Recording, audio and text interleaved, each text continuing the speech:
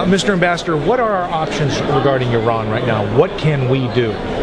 I think our options are very limited, and I think that's unfortunate, but I think diplomacy has failed. I don't see any prospect that diplomacy will dissuade the Iranians from continuing to pursue nuclear weapons.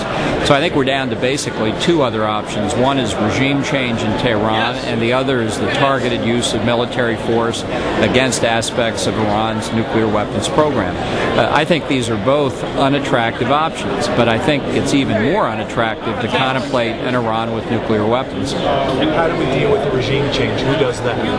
Well, you know, regime change is not something that can be turned on and off like a light switch. I wish for the past 5 or 6 years we had spent more time with the various opposition elements inside and outside Iran. I don't think it's too late to start. I don't think it requires American military force. I think the regime in Tehran is weaker than people think, and that with enough effort it could be overthrown.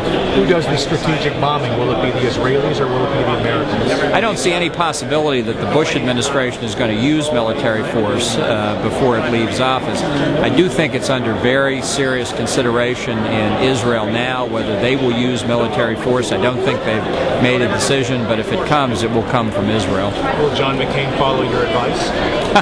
I don't think the Israelis will wait until the McCain administration takes office. I think the threat of an Iran with nuclear weapons is such an existential threat to the state of Israel that they'll act when they're ready. That could be before the end of the year. But if they don't have it, should John McCain? Well, I think you have to keep the military option on the table, and it's not an option that remains static. It grows less viable as time goes on because Iran is increasing its air defenses and further diversifying the locations of its nuclear program. So if we're going to do anything to prevent Iran from getting nuclear weapons, I think it's going to happen sooner rather than later.